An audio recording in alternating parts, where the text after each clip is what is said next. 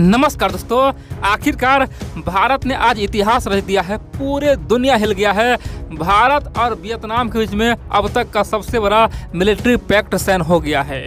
यानी कि वियतनाम और भारत अब चीन के लिए एक हो गया है। और बड़ी बात यह है, वियतनाम भी पहली बार इतिहास में कोई पैक्ट साइन किया है और खास तौर पे मिलिट्री पैक्ट साइन किया है, और वो भी भारत के साथ। जी हाँ दोस्तों, अमेरिका, यूरोप, रसिया कई बार वियतनाम को ऑफर दिया, लेकिन वियतनाम अब तक कभी भी किसी से कोई मिलिट्री पैक्ट साइन नहीं किया। लेकिन ऐतिहासिक रूप से पहली बार भारत से ये मिलिट्री पैक्ट साइन किया है। और सिंपल सी बात कहें तो अब कभी भारत और चीन में युद्ध होगा तो भारतीय दोस्तों एयरफोर्स आराम से चीन को चारों ओर से घेर के मारेगा। आप बोलेंगे कैसे?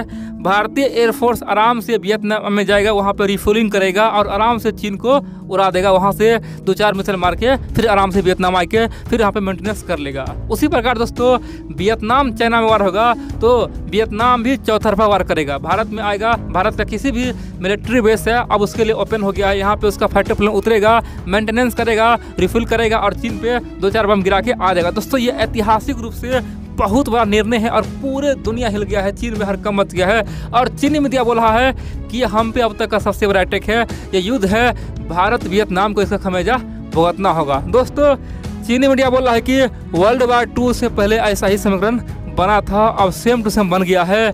वियतनाम और भारत हमें मिटाने के लिए अब तक का सबसे बड़ा फैसला ले लिया है। चीनी मीडिया बोल रहा है कि जितना खतरनाक हमारे लिए डोनाल्ड ट्रंप नहीं था, उससे 100 गुना अधिक खतरनाक हमारे लिए मोदी है। अब मोदी को सबक सिखाने का समय आ चुका है। दोस्तों बहुत बड़ी बात है, मैं आपको तमाम बातें बताऊंगा। और बड़ी बात यह है दोस्तों, वियतनाम के इस फैसले से पूरे वियतनामी लोग खुश है और जापान के लोग खुश है। इतना ही दोस्तों, ताइवान के लोग खुश है और सब बोला है कि भारत असली महाशक्ति है, सुपर पावर बन गया है। दोस्तों भारत का तारीफ आज पूरे एशिया में हो रहा है। बड़ी बात यह है दोस्तों, अब इसी भारत के तारीफ को सुनकर चाइना का होश उड़ा हुआ है। आप लोग पूरा वीडियो देखकर हुआ क्या है और क्यों ये पैक्ट बहुत ही मजबूत होने वाला है और क्यों इसे चीन डर रहा है, मैं आपको तमाम बातें बताऊंगा। आप लोग पूरा वीडियो देखते रहिए। लेकिन इन सबसे पहले आप लोग को बोल दूँ दोस्तों, आप लोग वीडियो पूरा देखते हैं लेकिन वीडियो को लाइक करना ही भूल जाते हैं। आप लोग से फिर से अनुरोध है, जितना हो सके वीडियो को लाइक करें, चैनल को सब्सक्राइब करें और कमेंट भी करें। आप लोग का लाइक, कमेंट और शेयर बहुत ही महत्वपूर्ण होता है। अब जानते हैं आखिरकार हुआ क्या है। दोस्तों चाइना जब से बना है, यानी कि वर्ल्ड वार 2 के बाद दोस्तों दुनिया का हिस्ट्री देखा जाता है ना, तो चीन जब से बना है ना, आप बोलेंगे कौन सा चीन? दोस्तों कम्युनिस्ट चाइना। पहले तो चीन में कम्युनिज्म नहीं था, लेकिन 1949 में पूरी तरह से कम्युनिज्म हावी हो गया। वहाँ पे जो सरकार था भगा दिया गया और कम्युनिज्म ने पूरी तरह से चीन को हथिया लिया। जब से कम्युनिज्म आया तब से लेकर चाइना लगातार कई तरह का युद्ध किया। पहले तो 1950 में तिब्बत पे हमला कर दिया, पूरे तिब्बत को कब्जा दिया, कई लाख आदमी को मार दिया। इतना ही नहीं, उसके तुरंत बाद वो भारत पे हमला कर दिया 1962 में। और दोस्तों यहाँ भी भयानक युद्ध हुआ। उसके तुरंत बाद चीन ने 1965 में फिर से भारत से युद्ध कर दिया। इतना ही नहीं दोस्तों, उसके बाद चीन ने रूस से युद्ध कर दिया। उस समय सोवियत संघ था। 1969 में चीन और सोवियत संघ में युद्ध हो गया, जिसमें चीनियों को सोवियत संघ ने दौड़ा दौड़ा के मारा था। जी हाँ दोस्तों, नाथुला में जिस प्रकार भारतीयों ने 1965 में चीनियों को दौड़ा दौड़ा के मारा था, फिर उसी प्रकार से सोवियत संघ ने 1969 में चीनियों को दौड़ा दौड़ा के मारा था। और दोस्तों चीनी यहाँ तक शांत नहीं हुआ, फिर चीन ने 1979 में वियतनाम पे हमला बोल दिया। और बड़ी बात यह है, वियतनाम पे हमला चीन पूरे खुशी में किया। भैया अमेरिका यहाँ से हार गया है, अब हम जा रहे हैं वियतनाम को सबक सिखा देंगे, छोटा सा देश है क्या करेगा। लेकिन दोस्तों घमंड में बड़े बड़े सुरवीर मारा गया है, चाहे रावण हो या कंस हो। यही हाल चीन का हुआ। वियतनाम में चीन का कम से कम 70 से लेकर 80 हज़ार सैनिक मारा गया और चीनियों को कुत्ते के हाल वहाँ पे हो गया था। फिर दोस्तों चीन का युद्ध करने का भूत खत्म हो गया। फिर क्या हुआ? चीन धमकीबाजी करना शुरू कर दिया।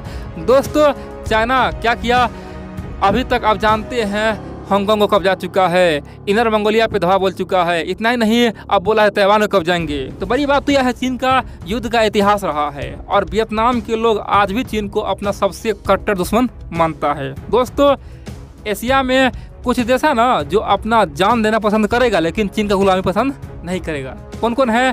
नंबर 1 पे तो भारत है। दोस्तों भारत कभी भी चीन का जो ये मानसिकता है ना कि सब पे हम हावी रहे, ऐसा स्वीकार नहीं करेगा भारत। उसका विरोध करेगा भी और उसके सैनिकों को ठुकाई भी करेगा। दोस्तों ये भारत का पहला नीति है। उसके बाद कौन है? वियतनाम भी एक ऐसा देश है जो चीन का एक भी बात को नहीं मानेगा, और चाहे कुछ भी हो जाए, दुनिया आर से पार हो जाए, चाइना कितना भी पावरफुल हो जाए, कितना पैसा हो जाए, लेकिन वियतनाम चीन का खासतौर पे सुपर पावर स्वीकार नहीं करेगा। दोस्तों उसी प्रकार से ये जापान है, जापान भी भारत की कैटेगरी में आता है, वो भी कभी भी चीन के खासतौर महाशक्ति बनने का ये पावर स्वीकार नहीं करेगा। उसी प्रकार दोस्तों ताइवान है, साउथ कोरिया, यानी कि कुछ जैसा ना वो कट्टर है, चीन के खिलाफ है। अब बड़ी बात तो यह है, मैंने आपको पहले ही कहा था भैया, भारत अब एक ऐसा गेम चल रहा है जिस गेम में चीन के तमाम दुश्मन भारत के हाथों में आ जाएगा, यानी कि मित्रता बन जाएगा। और भारत एक ऐसा प्रस्ताव लाएगा, मान लो चीन अगर वियतनाम पे हमला करता है, मान लो चीन अगर ताइवान पे हमला करता है, मान लो चीन अगर जापान पे हमला करता है, मान लो चीन अगर साउथ कोरिया पे हमला करता है, तो ये केवल साउथ कोरिया पर नहीं, सब पे हमला मारा जाएगा। भारत चाहता है कि चीन के तमाम 14 दुश्मन है ना, सबको मिला के एक टीम बना ले, जो चीन के चारों और जो देश है सबको मिला के एक टीम बना ले, और वो टीम एक माला जैसा होगा, यानी कि चीन को चारों ओर से घेर लेगा, और फिर किसी एक पे हमला होगा तो सब पे हमला माना जाएगा। अब दोस्तों चीन को अगर ये भय हो जाएगा ना कि भैया अगर हम जापान पे हमला करेंगे तो ये हमला भारत पे माना जाएगा या फिर वियतनाम पे माना जाएगा, यानी कि साउथ कोरिया पे माना जाएगा, तो चीन किसी पे हमला करेगा ही नहीं। फिर क्या होगा? चीन अंदर में ही घुट के मरेगा। दोस्तों भारत चाहता है कि ऐसा हो, और दोस्तों अब हो भी रहा है। जापान भारत पूरी तरह से एक हो चुका है। ताइवान तो पहले हाथ फैला हुआ है कब भारत हमारा मदद कर दे, और दोस्तों वियतनाम तो अब मिलिट्री पैक्ट साइन कर ही लिया है। और दोस्तों साउथ कोरिया भी बड़े बड़े खासतौर पे वादे कर रहा है, भारत से दोस्ती चाह रहा है, यानी कि सबका जो मन है वो बदल चुका है। और बहुत जल्द देखेंगे दोस्तों एक बड़ा मेगा डील हो सकता है ये तमाम देशों में। लेकिन दोस्तों अभी क्या हुआ है हम जानते हैं। दोस्तों अब वियतनाम का जो एयरफोर्स है वो भारत आराम से आ सकता है। भारत और वियतनाम में लॉजिस्टिक सपोर्ट खासतौर पे डील हुआ है। क्या हुआ है दोस्तों? मिलिट्री लॉजिस्टिक सपोर्ट डील हुआ है, यानी कि भारतीय विमान यानी कि एयरफोर्स और वियतनाम का एयरफोर्स है वो आपस में कहीं भी जा सकता है, आ सकता है, कहीं भी इसका मिलिट्री बेस उपयोग कर सकता है, कभी भी, चाहे युद्ध हो या फिर कभी भी हो, आराम से परमिशन लेगा और उतर लेगा। यानी कि ये खासतौर पे चीन के लिए किया गया है। और बड़ी बात यह दोस्तों, भारत और वियतनाम का ये पैक्ट अपने आप में ऐतिहासिक है, क्योंकि वियतनाम अभी तक इस तरह का पैक्ट किसी साइन नहीं किया था, ये केवल भारत से ही किया है। और वहाँ के लोग बोल रहा है कि ये हमारे लिए ऐतिहासिक पल है, भारत से हमारा मित्रता अब हमेशा के लिए अमर हो गया है। इन सब के अलावा दोस्तों भारत बहुत जल्द वियतनाम को ब्रह्मोस मिसाइल भी देगा। वियतनाम कई बार बोल चुका है भैया हमें ब्रह्मोस दे दो। दोस्तों अभी आप जानते हैं राजनाथ सिंह जी वियतनाम के दौरे पर गया हुआ है 3 दिन के लिए, तो हो सकता है इसी दौरान में ये ब्रह्मोस डील साइन हो जाए। दोस्तों आप जानते हैं ऑलरेडी फिलीपींस भारत से ब्रह्मोस मिसाइल खरीद चुका है, अब वियतनाम को भी देने का बारी आ चुका है। यानी कि भारत का सपना है कि हमारे पास जो भी हाई टेक्नोलॉजी है वो किसको दे?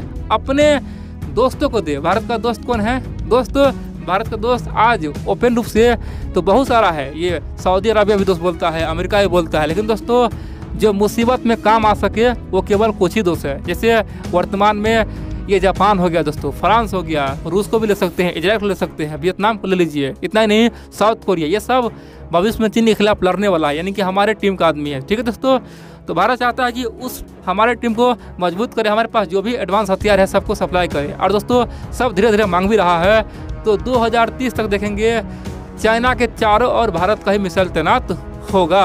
अब यहाँ पे कई सारे मित्र बोलेंगे भैया जब 2030 तक भारत चीन के चारों ओर होगा तो चाइना भी तो बहुत कुछ कर लेगा ना। दोस्तों चीन को जो करना था कर लिया, जहाँ तक करना था पाकिस्तान को अपने गोद में करना था कर लिया, श्रीलंका को अपने गोद में करना था कर लिया, नेपाल को मिलाना था उस समय मिला लिया। लेकिन अब क्या है, चीन से अब सब टूट के भाग रहा है। श्रीलंका भी बोला कि भैया चीन से हमें बाइकआउट करो, चीन से हम दूर रहेंगे, ये चीन तो हमें बर्बाद कर दिया है। मालदीव भी भाग चुका है, नेपाल भी चीन के हाथों से निकल चुका है, केवल पाकिस्तान है, पाकिस्तान तो चीन का गुलाम बना हुआ है। दोस्तों चीन के हाथों से आज सब मुक्त हो चुका है, तो चाइना अब किसी पे अपना डोरा डाल नहीं सकता है, उसका प्रभाव काम नहीं करेगा और भारत चीन के दुश्मन को एक करेगा, तो ये बहुत ही खतरनाक माहौल बनने वाला है।